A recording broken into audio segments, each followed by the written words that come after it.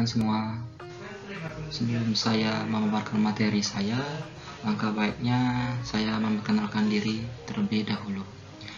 Baiklah, perkenalkan, nama saya RM Agrandito Seandreu, NIM 03071381823045, kampus Palembang, dan dosen pengampu mata kuliah Petrologi Batubara di Universitas Sriwijaya, yaitu Pak Stefanus Nalendra Jati, STMT.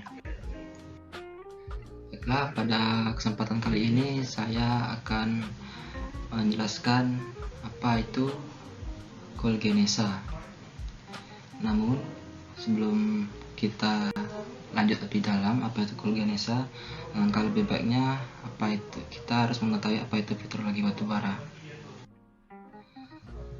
Petrologi batubara itu menurut Cook tahun 1982 adalah menjelaskan bahwa jenis batubara coal type dan yang berhubungan dengan jenis tumbuhan pembentuk batubara, di mana dalam pertumbuhannya dipengaruhi oleh diagenesa tingkat awal. Dan menurut Shirley yang masih dalam mengutip Cook 1982 menjelaskan bahwa jenis batubara atau coal type merupakan dasar klasifikasi petrografi batubara yang terdiri dari berbagai macam unsur tumbuhan sebagai penyusunan batubara dengan kejadian yang berbeda. Sehingga kesimpulan petrologi batubara adalah untuk memberikan dasar untuk pemahaman genesa, sifat-sifat, dan arti penting untuk organik di dalam batubara. Selanjutnya, untuk mengetahui bagaimana sih terbentuknya batubara itu, sehingga untuk jenis batubara apa aja, sehingga diperlukan pemahaman genesa untuk menginterpretasi asal batubara itu sendiri. Kalau genesa sendiri terbagi menjadi dua teori. Yang pertama adalah teori in situ. Teori ini biasanya vegetasi mati di tempat dia hidup dan terendapkan di lingkungan dia hidup tersebut, yang dimana tumbuhan mengalami pembusukan secara sempurna dan tidak meninggalkan bekas.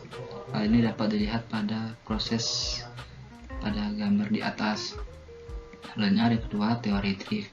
Teori ini memiliki proses transportasi, di mana dari hutan kering atau hutan basah sedimen yang telah terendapkan terbawa dan terendapkan akhir di danau purba atau tempat endapan terakhirnya, sehingga akan mengetahui jenis batubara itu apakah berasal dari situ atau teori drift. Teori in situ biasanya dicirikan homogenus karena tidak mengalami campuran plastik yang akibat oleh faktor apapun.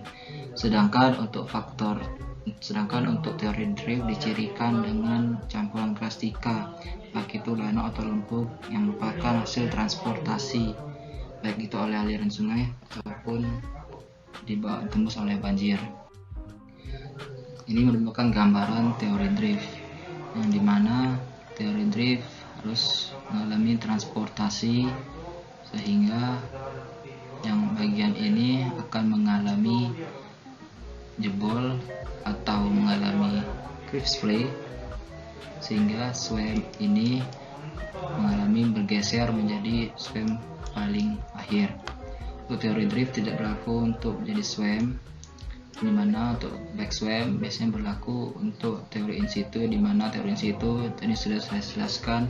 Teori ini dimana yang teori ini pohon mengalami mati dan terendapkan di lingkungan tempat dia hidup. Baiklah, ini merupakan skema bentukan batubara, dimana proses batubara mengalami penggambutan, itu disebut diagenesa, dan terakhir mengalami proses metamorfosa sehingga akan terbentuknya apakah itu jenis batubara lignite, bitumen minus, ataupun antrasit yang merupakan kualitas tertinggi dari kulreng batubara itu sendiri. Berikut adalah gambaran sederhana pembentuknya batubara, yang dimana adanya waktu, tekanan, dan suhu sebagai faktor metamorfosa sehingga terbentuk kulreng batubara itu sendiri. Dari saya, bila ada kata-kata salah saya mohon maaf, dan saya memiliki quotes, hidup ini seperti cangkir kopi, di mana pahit dan manis bertemu dalam kehangatan sama sepertinya batubara akan memberi kehangatan untuk kita semua. Terima kasih.